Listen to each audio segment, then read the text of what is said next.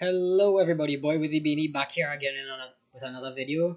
This time it's not Fate related but anime related nonetheless. Death Battle, Deku vs Asta. I know very little about both animes aside from, well, Asta has a giant sword and Deku more or less has one for all. That's about it. I apologize for the background noise. No one in this house knows what an inside voice is. Regardless, I know very little about this. Let's see where it goes. This episode of Death Battle is sponsored by Mint Mobile and BetterHelp.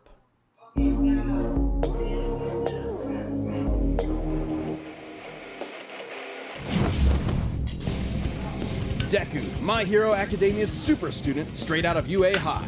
Asta, the anti-magical ass kicker from Black Clover. Though you may be born bereft of the same gifts as your peers, there is nothing stopping you from achieving your dreams. As long as you're a fictional character in a fantasy world. As long as you've got your friends by your side, you'll pack a hell of a punch. He's Wiz and I'm Boomstick. And it's our job to analyze their weapons, armor, and skills to find out who would win a death battle. Okay, I'm gonna call it blind from now. My money's a bit more on Asta. I've never seen this video before. That's what I'm just putting my money on Asta.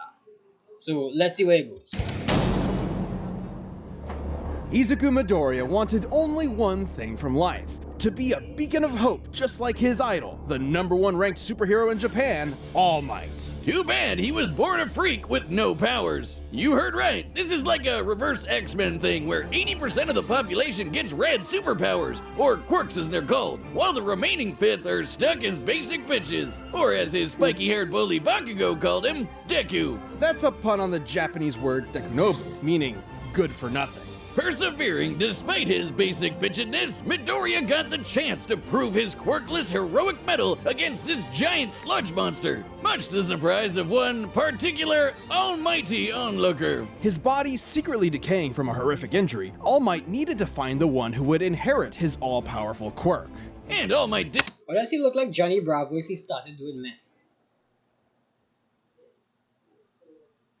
Just saying. Didn't want just anybody. The hero world was filled with glory seekers in it for fame and money. All Might wanted someone whose body moved on its own to save someone. He saw exactly that in young Midoriya, and gave him one of the most powerful quirks in the world: one for all. That was the problem. Even after bulking up from lad to Chad, the recoil from even one punch would shatter all the bones in his arm. So he trained to be able to handle his gift at the superhero school of his dreams, UA High. And that's when he decided to own the name used as a cudgel against him for so many years. Turns out, Deku can also be an abbreviation for Dekiru, someone who can do anything. Exactly the opposite of Dekunobu. One for All allows Deku to release absolutely absurd amounts of strength from different parts of his body, with super moves named after US cities and states. Deku still can't access all of his power safely though. Using 100% will quickly destroy his body, which is why he learned to distribute his strength evenly across his body, a technique known as full cowling. This lets him increase his speed and durability as well, making him more all-rounded, and shifting focus to his own interpretation of One for All inspired by his pal Ida, shoot style. Where he pulls out a Glock and blows your brains out! Okay, not really, but in keeping with One for All's rabbit theme, he trades All Might's signature punches for kicks. My version's better. You ever seen Rabbit vs. Gun? I have, and I know how it plays out. Considering the much higher muscle mass of a human's legs, shoot style allowed Deku to output even more power while giving his arms a break. A break from a break. And despite being a classic melee build, Deku can fight at range by punching powerful gusts of air, and even precisely aim them with specially designed gloves. Deku has an encyclopedic knowledge of quirks, and is always analyzing their strengths and weaknesses mid-battle, even if he does sound a little weird. Despite only barely getting accepted in the first place, Deku quickly became one of Class 1A's most dependable fighters. Because, yeah, somehow these students are constantly getting drafted into literal wars against murderous supervillains. Midoriya's successes in battle against ruthless criminals like Stain, Muscular, and Overhaul came much to his old bully's chagrin. Where Bakugo was a child prodigy, he now found himself overshadowed by his hard-working rival, and the two would use their mutual respect and animosity to motivate each other to get stronger. Classic frenemies. They're only solving their problems by pounding the living tar out of each other. Luckily for him, Deku soon learned that living tar pounding wasn't the only thing he could do. Turns out, One for All did not originate with All Might. It had been passed down 8 times until it arrived at Deku, with each inheritance also carrying the previous user's natural quirk as well. Like Black Whip, which lets him manifest crazy long and strong energy tendrils to tie enemies up and swing around the city, or shoot one out of his mouth, just like our girl Fruppy. Isn't that kind of like Spider-Man with extra? And Danger Sense, which gives him a minor reactive precognition. AKA, he's Spider-Man. Not even a reach, the mangaka is like the biggest Spidey fan ever. He can also There produce a you go. smoke screen to mask his presence, float in midair, or store up kinetic energy over time with Fa Jin. Like that. Just how? By storing up enough, he can even match All Might's max power, without any recoil to boot. Strong enough to change the weather and create city block-sized tornadoes with a single punch. And he's even stronger with his newest... I know only slightly about the One for All powers because of the All Might versus Might Guy video. That's about it. Deku is... Yeah, as I said, I don't know much about it. quirk, Gear Shift, which allows him to increase the speed of an object anytime he touches it. In conjunction with the power of All for One, he can use this to warp reality itself. Deku can go toe-to-toe with arch-villains like Shigaraki, who's fast enough to react to and catch laser beams with his bare hands. But nothing could prepare him for All Might's archenemy, the shadowy leader of the League of Villains, All for One. All Might only ever showed his young pupil kindness and support, but that couldn't change the absolutely crushing pressure Deku felt at every moment. Even classically trained Captions really did you dirty there, boy. dickhead Bakugo came to help his teammate out when he needed it. Like when they teamed up to share One for All and punch an island-sized hole in the clouds 24 miles high. Just goes to show that even One for All isn't a one-man army. Deku's true strength comes from his teamwork between himself and his friends. And with their help, Deku will surely become that beacon of hope he dreamt about as a child. One hero for all mankind. Okay, hold up for a second, right? I know I might be pausing this often, but I want to make a point to this. Just about in any anime, you always see guy starts low.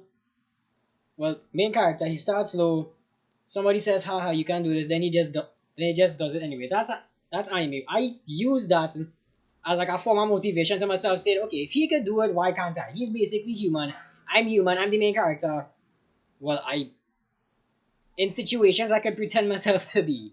That kind of just gives you, okay, he was the main character, he did this, he believed in himself, why can't I? So, what I'm trying to say is try to see whatever animes you like or whatever you're into, and try to draw inspiration or motivation from them. Because that's what I do, and it helps a hell of a lot. Especially with YouTube AMVs. I might do a video to show like my favorite ones, but I don't think anybody might need to see that. Let's continue. But you get what I'm saying. This episode is sponsored by Mint Mobile. This holiday season, the best deal in wireless can only be found For free Order an $18 on lasers, perfectly with each select a month. for mobile Your wireless. magic. You know it, you love it, and in the world of Black Clover, it doesn't come from a box you bought at a tacky West Hollywood costume shop. Everyone's got it. Mana is the source of all magic, a supernatural energy found in the air and in living beings. Except living beings whose names are Asta. Not only was the young Asta an orphan abandoned by his mother at a church as a baby, he was born with a mutation that prevents him from having any mana to speak of. Well, neither do I, and you don't hear me crying about it. Yes, you do, all of the time. Oh, he's But something Asta similar had to a that. dream. Despite his lack of magic, he and his best friend Yuno promised each other one of them would rise to the throne of the greatest military position in the land, the Wizard King. Wizard King? Really, guys? Sometimes they call it Magic Emperor, but we all know what they mean. So Yeah. he dedicated himself to getting swole as all hell in a world of nerds. He would be its lone jock god, shoving every last wizard into a locker until they crowned him king. But huge, frightening pectorals on a tiny, screaming goblin child weren't enough on its own. Okay, I kinda could see slightly somebody just goes in the comments and says, well, how am I supposed to draw inspiration from them when I can't do nothing like them? They do like 1,000 push-ups in a day or something. I do 1,000 push-ups in a day. I could do that. You just measure 10 hours in a day and do 100 every hour. That's it. 1,000 push-ups in a day, you're done, your arms feel great, and you look phenomenal in the mirror. So just put on like a music video with Asta in it, doing the workout, some motivational speech or something, whatever gets your hype going. And then ride that hype right into whatever you're trying to do. It could be a workout, it could be hyping us up for a business meeting pitch, it could be speaking to that girl you like, you never know. But just both of them, born with nothing, have big dreams, still trying to get it either way. I find that pretty motivational to a certain extent, because you already see them with nothing and they have the eyes set on some ridiculous goal. I might call it ridiculous. They really don't care because they're gonna go for it anyway. So why can't you? I'm not saying that in like a mean term. I'm just saying like, go for it. You have one life. Nobody's stopping you. Just make sure you do it legally. That's it. He needed something powerful enough to shut down his opponent's magic.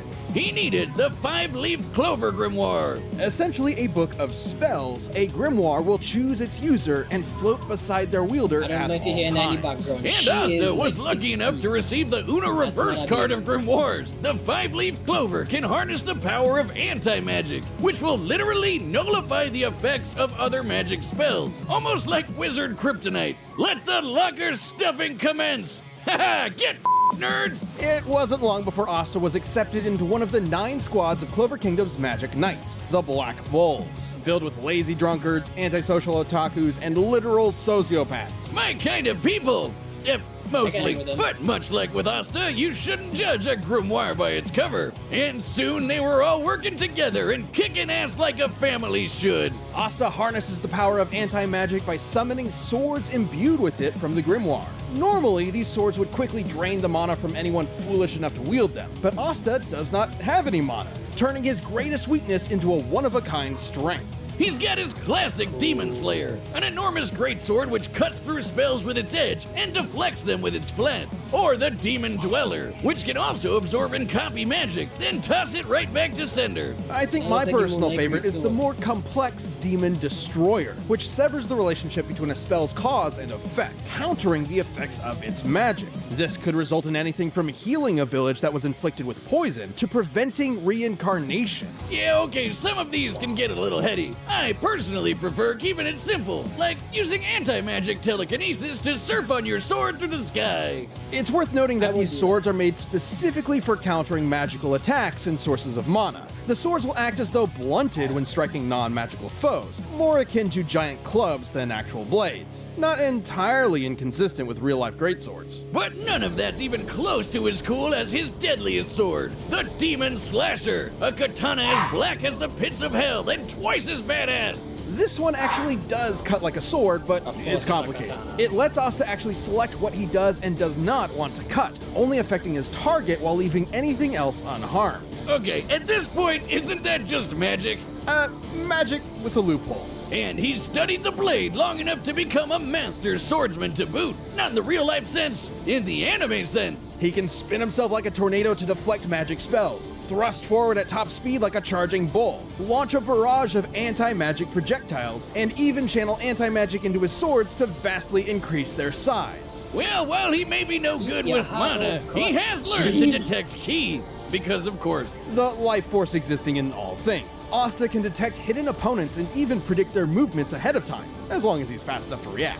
With such crazy powers, Asta was taking on threats like the Eye of the Midnight Sun, the Devil Zagrid, and the Dark Triad. So many nerds, never enough lockers. Too bad for Asta though, he had one serious inner demon. Literally, housed within the 5-leaf clover grimoire was Liba, a demon exiled from hell for completely lacking magical powers, and who just so happened to get adopted by Asta's mother.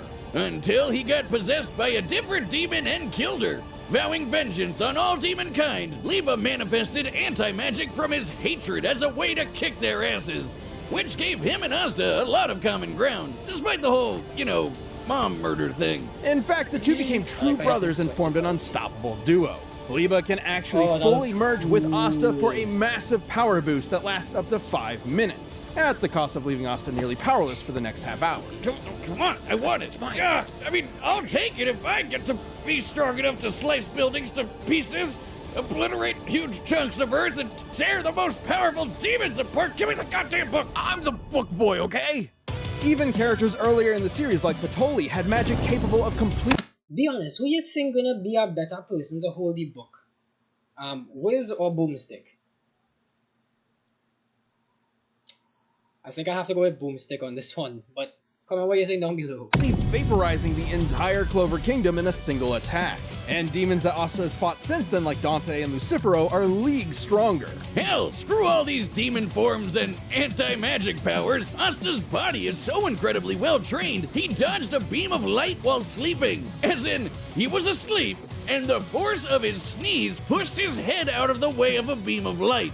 Light speed sneezes, everyone! And despite his headstrong and irritating personality, AKA screaming at the top of his lungs as often as possible. Asta is an intelligent fighter who has leveraged his skill against far more experienced foes. But he wouldn't be anywhere without the ragtag band of deviants he calls friends. With them at his side, there's no way he won't climb the ranks to take the Wizard King's throne, especially with Yuno pushing them both to get stronger. Unlike other classic shonen rivalries, this one isn't tainted by antagonism. They truly want what's best for each other, even if they're competing for the same throne. Yuno's gonna need all the luck he can get, because even if Asta never gets mana of his own, his true magic is never given up. This episode is sponsored by BetterHelp. Life can be overwhelming, and many people are burned out without even knowing it. Symptoms can include lack of motivation. Battle every day. Any of your First, All right. If you wanna run, like, use the thing that they advertise, BetterHelp /code DeathBattle, to like do all that, by all means. I just don't get paid for it, and the videos, I don't even know if people watch them out entirely. So, my money's still on Asta. Let's see what happens. Right, the combatants are set, and we've run the data through all possibilities. it's time for a death battle! Give it up for our 26th World Martial Sword that big? He's gotta be crazy strong. I'm gonna have to rely on more than just my power to take him down. Deku! And the Black Bull Magic Knight, Asta! Just gotta hit him really hard.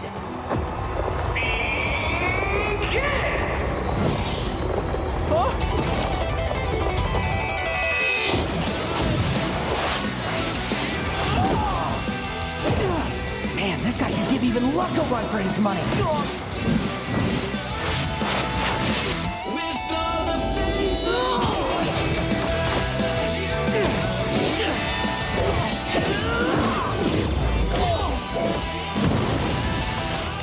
Aren't swords supposed to be sharp? His speed isn't slowed by his sword's weight at all. Gotta hamper his movements and get that book out of his hands. Huh? He found me!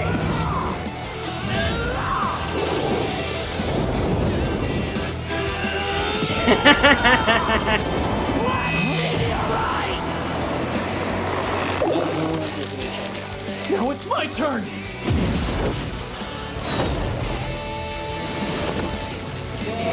Are you not using magic? What kind of magic emperor would I be if I can't beat a guy like this? Detroit Smash! Huh?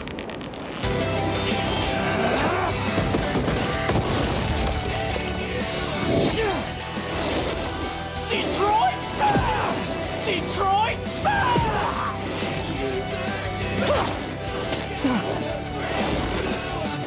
Detroit Smash!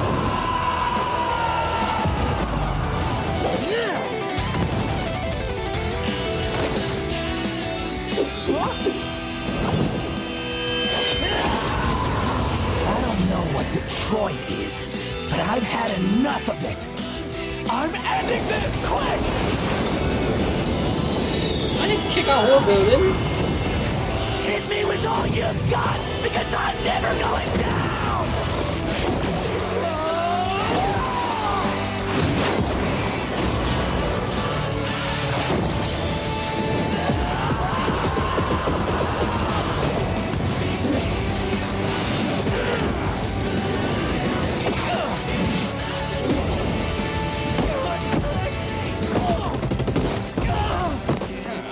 no use not going all out anymore.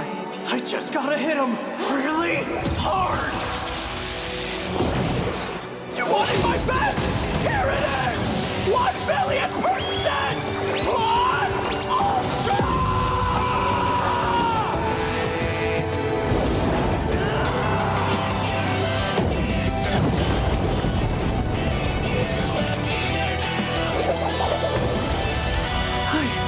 I did it.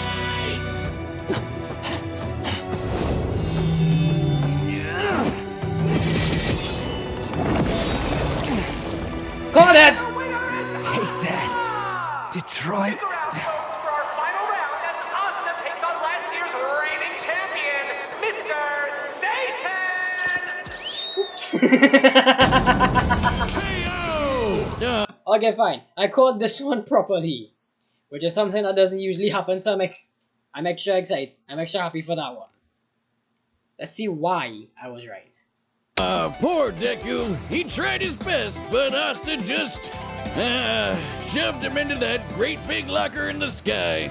Both Deku and Asta were fairly evenly matched melee fighters without any specific abilities to give one an easy edge over the other. Though, to be fair, the variety of quirks Deku inherited from past users of One For All did make him more versatile and unpredictable. Plus, quirks are biological mutations, not connected to some supernatural energy source like mana, so Asta's anti-magic powers were basically useless here. And Deku was generally a smarter and more tactical fighter, but against Asta's incredible might, this time brawn beat brains. Let's crunch some numbers! Deku's greatest feat of strength was splitting that enormous cloud formation with Bakugo. By measuring the size of the island and comparing it to the clouds above, we can determine they dispersed over 63 trillion kilograms of water.